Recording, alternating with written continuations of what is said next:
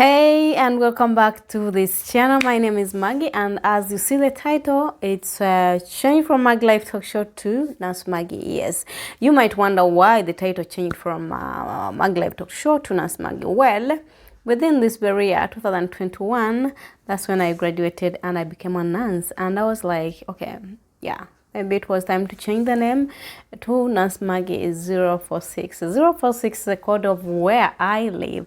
Well, that's not why I'm here. So let me take you to why I'm here. Do we end? Yeah? Well, welcome back. My name is Maggie and I'll be your host just like always. And today we are going to talk about it's story time. It's a story about rape. As women and there are men who find it like rape is both women and men, that I would say. But most people who are affected in this rape are the women.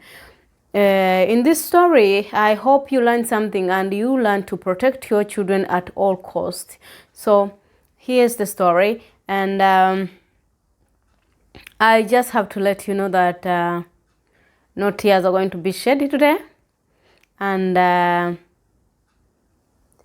emotionally it's drowning, and it affects you as a parent as well. So here is my story. At around the age of 11, I think 11, 12 years of age, I moved from my mom and I went to live with someone who by then we call the grannies. As you come from the African society, you realize that that a child has to move on from this family to another family, because especially for the education system, when you're living in the village, you have to move to town. So that was the case with me. I lived with my mother and I had to move to Kampala to continue my further studies. And where I lived, there were a boy or a teenager as well, just like me, because I moved when I was in P6, and yes, I moved when I was in P6. So I was there as P7, S1, S2, 3, and I was this kind of a person, just like you see me. Like when I had children, I'm losing some weight. But before, as a teenager, I was looking so good. I had this body, I had the butt, I had everything that I had the body, like, yes, the body that they want. And it has, in Africa, we do like, oh, she has the figure 8. So that was I had. So one night, it happens like we used to sleep in rooms.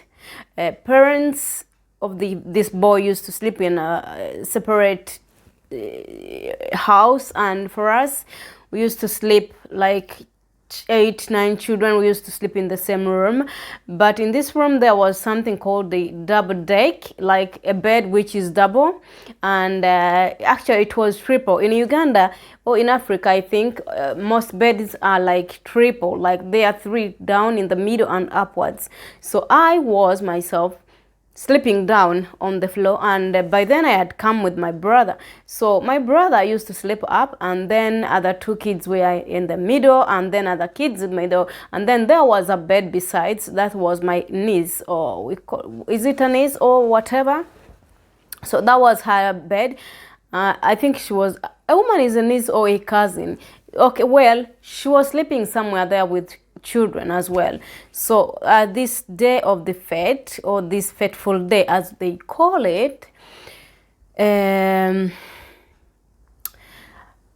we're sleeping, this is a kind of a boy like who used to watch a lot of movies. He could go to Najana Nkumbi and hire some movies, and some of the movies, these are movies whereby sex was involved in this kind of movies. So as him being under 18 and was watching these movies, and he was a teenager, I think the movies he was watching made him get stimulated down there, and he became like he wanted someone.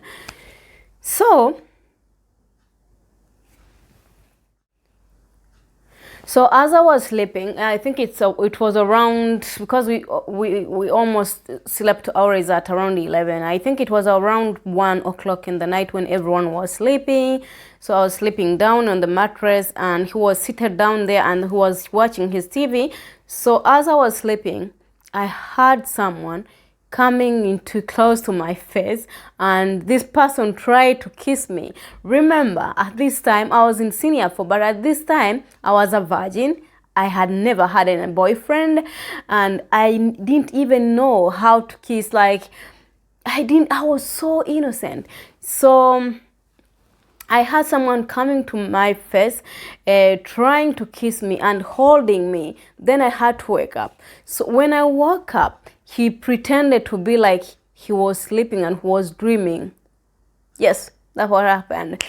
So I was like, okay, he was dreaming, he was asleep. So I changed, like, because I was facing the TV. Then I changed my body and my back was on the TV, so that he could not kiss me again.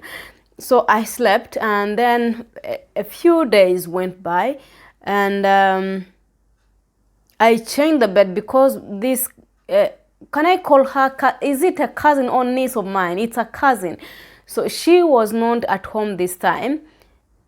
And then after 2 days, I think, the same thing happened. So I was like, I moved from the floor. Then I was like, if it was a mistake, then I have to move from the floor. Then I sleep on the bed, because by then this cousin of mine was not at home and the bed was free.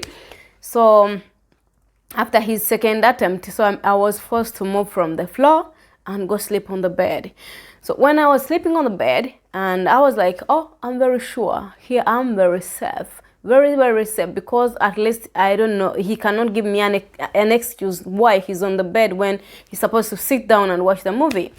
So the same fate happens again. As I was sleeping in the middle of the night, and I wake up and the guy was just almost on top of me and trying to kiss me. I was like, in my heart, I was like, because when you're in senior 4, you know, adolescent stage, you have learned about. So I was forced to call my brother, who does not even live in Uganda. I sent him an email, I sent him messages, I sent him post number, post, whatever they call them when you send him envelopes, when you send them the envelopes, when you send someone to his address. So my brother never ever replied me. So in not replying me, I was like, now what am I going to do? Because I'm at this house because my brother put me there. Remember, I have been in this house since I was almost 11. So I'm like, where am I going to do? Where am I going to go? And who am I going to tell? Like, because of course the mother would not believe me. Of course they have to protect their own. I'm not their own. So there was no way they are going to believe me. And I thought my brother was the only way to save me. And I even did not tell my sister in the beginning. So I told my brother, I wrote my brother, he never replied. I was so scared. I went to my senior 4 second term, and then when he came to Uganda, actually I was in Form 3.